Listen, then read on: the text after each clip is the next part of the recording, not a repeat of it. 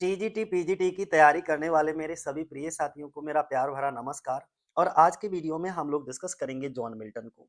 John Milton के ऊपर लगभग 250 क्वेश्चन रहेंगे आज, यानी कि एक से लेकर के हम लगभग 250 क्वेश्चन आपके साथ डिस्कस करेंगे।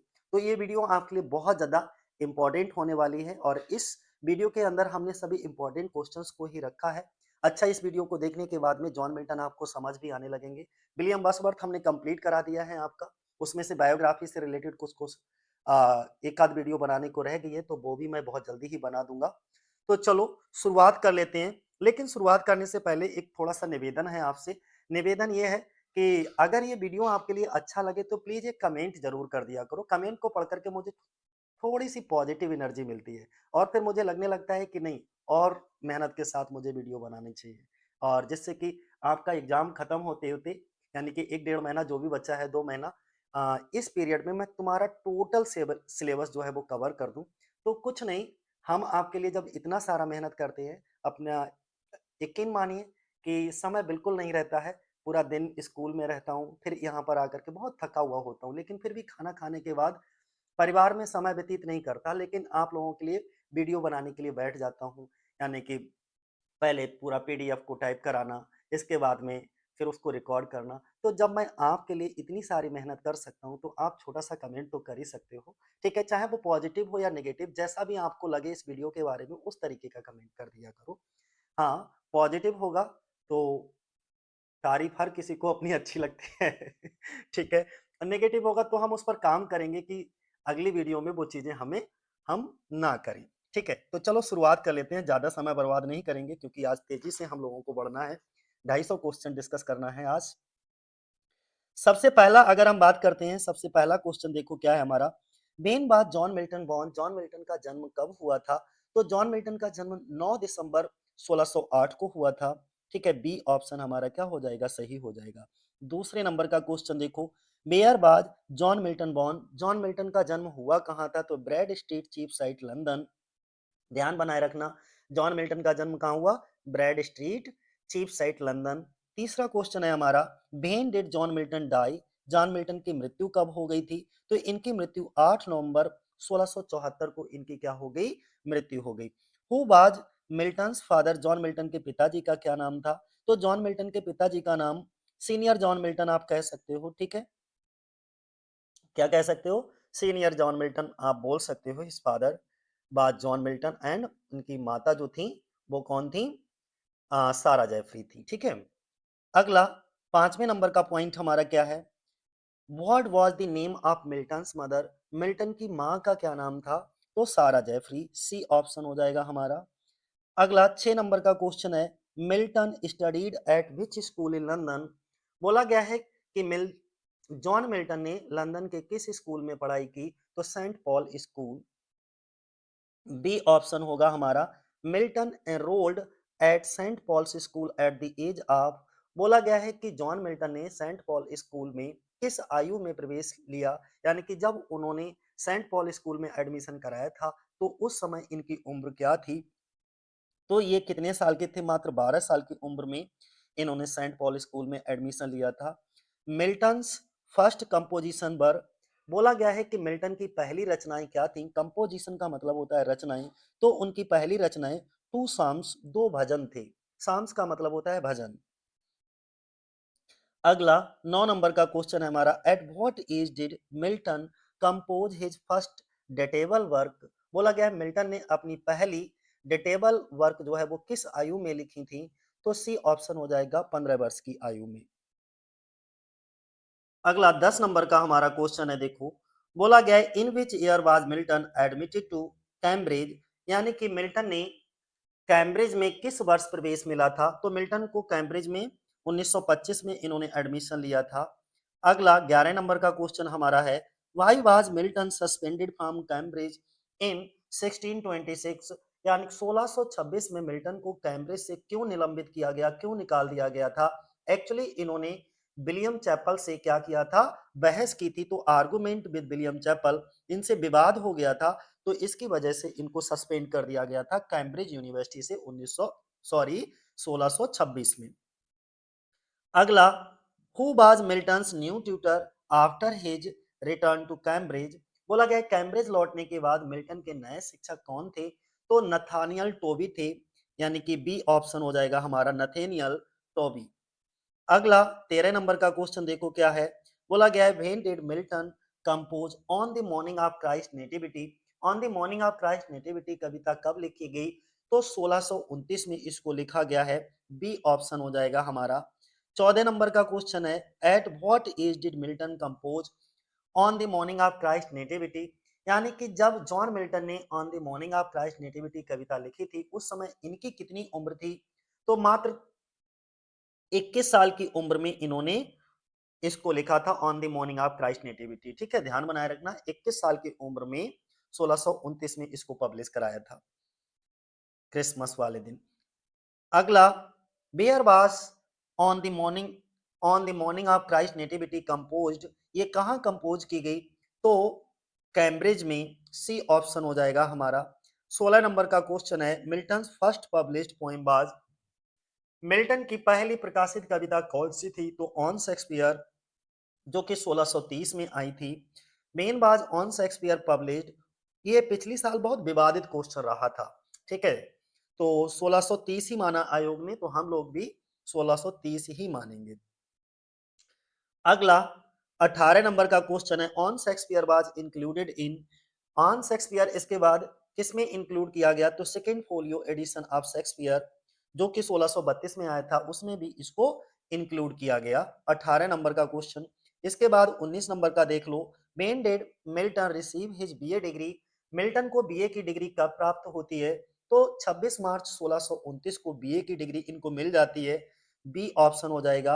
When did Milton receive his master degree, यानी कि एमए की डिग्री इनको कब मिलती है? तो 3 जुलाई 1632 को इनको एमए की डिग्री मिल जाती है। अगला 21 नंबर का क्वेश्चन है where did Milton live after completing his studies. पढ़ाई पूरी करने के बाद मिल्टन कहाँ रहे? तो हॉटन स्टेट में, यानी कि अपने गांव चले गए जहां इनके मम्मी पापा रह रहे थे।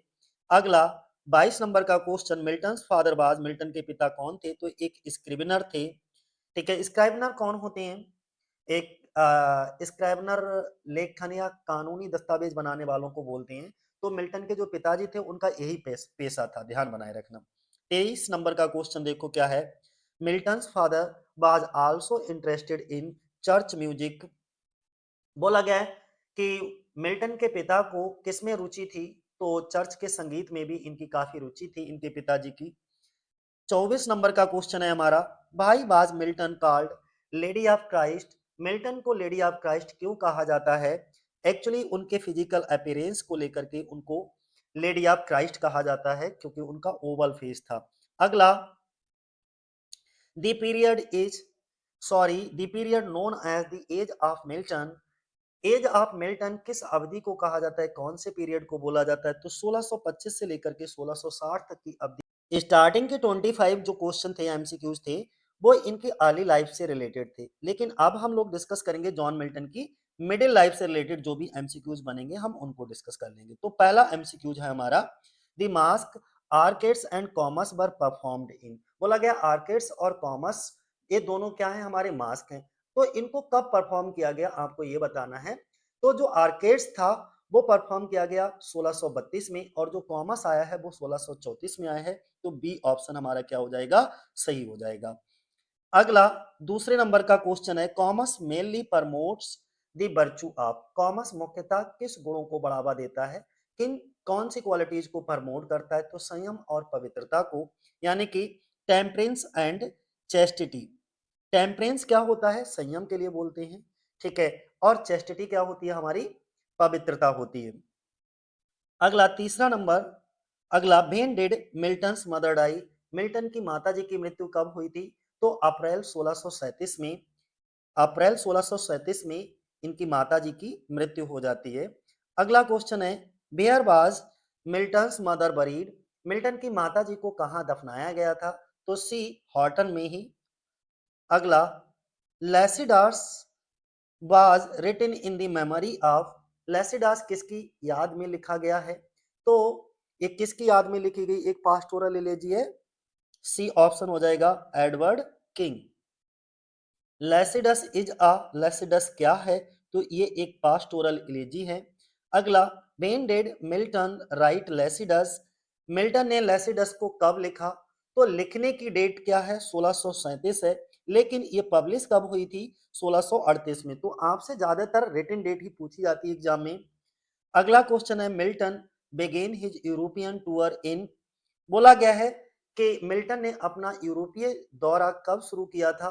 तो 1638 में। बी ऑप्शन हो जाएगा हमारा। 9 नंबर का क्वेश्चन है, which countries did Milton visit during his tour, अपने दौरे के दौरान मिल्टन ने किन देशों का भ्रमण किया?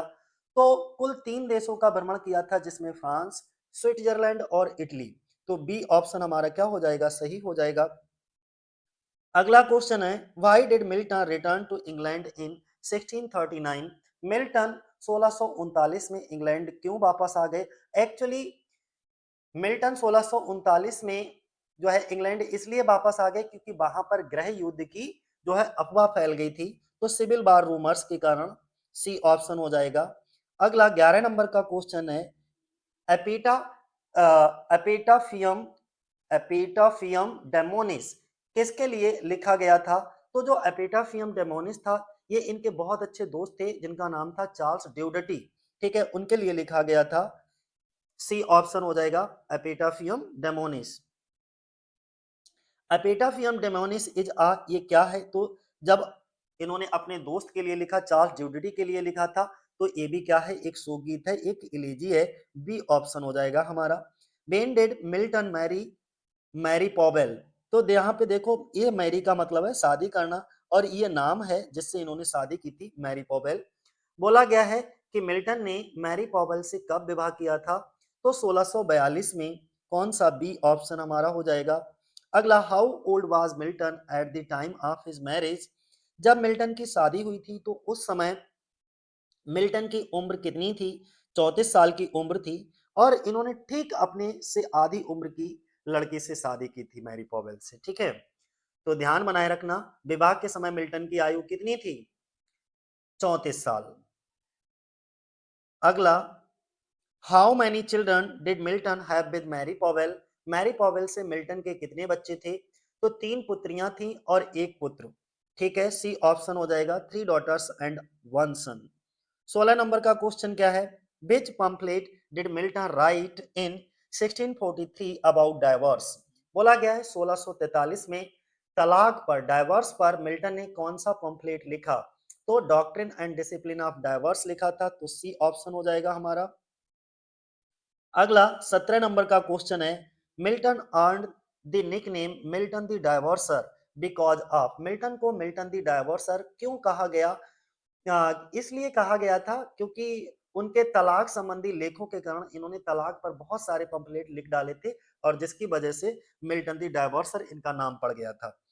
अगला 18 नंबर का क्वेश्चन है, which work supported freedom of press, इनका कौन सा वर्क जो है वो प्रेस की स्वतंत्रता का समर्थन करता है? तो एरोपेजेटिका जो है वो फ्रीडम ऑफ प्रेस पर लिखा गया एक वर्क है इनका। अगला 19 नंबर का question, why did Milton write Areopagitica, Milton ने एरोपेजेटिका क्यों लिखी थी?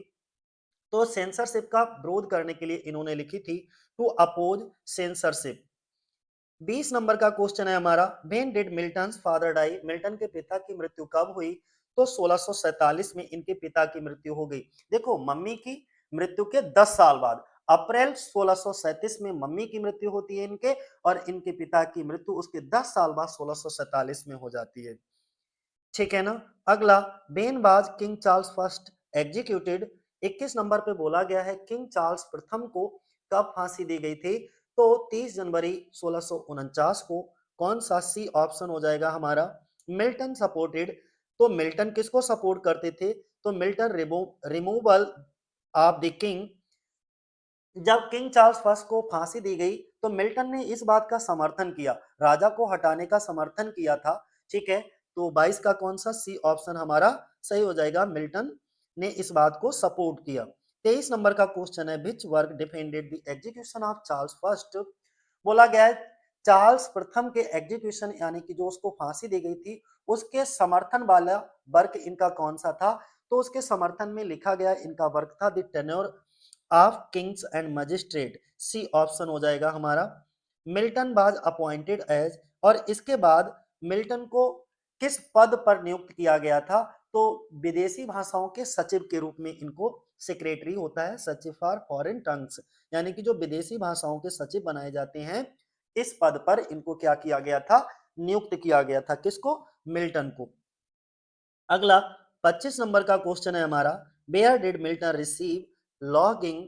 लॉज का मतलब होता है ठहरना, ड्यूरिंग हिज सर्विस, यानी कि सेवा के दौरान मिल्टन को कहां आवास मिला, कहां लॉज मिला था? तो स्कॉटलैंड यार्ड में। ठीक है, सी ऑप्शन हो जाएगा।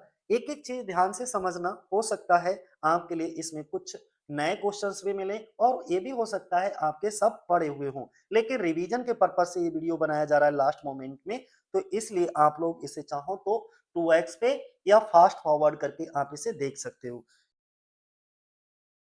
26 नंबर का क्वेश्चन हमारा क्या है, which work was written in the response of Eikon Basilike? बोला गया इकोन बेसलाइक के उत्तर में कौन सा वर्क जो है वो लिखा गया था? तो आइकोनोक्लास्ट लिखा गया था। सी ऑप्शन हो जाएगा हमारा। अगला क्वेश्चन है, आइकोनोक्लास्ट डिफेंडेड, ये किस चीज को डिफेंड करता है? तो ये डिफेंड करता है किसको? रेजिसाइड को। ध्यान बनाए रखना, रेजिसाइड का मतलब होता है राजा की हत्या।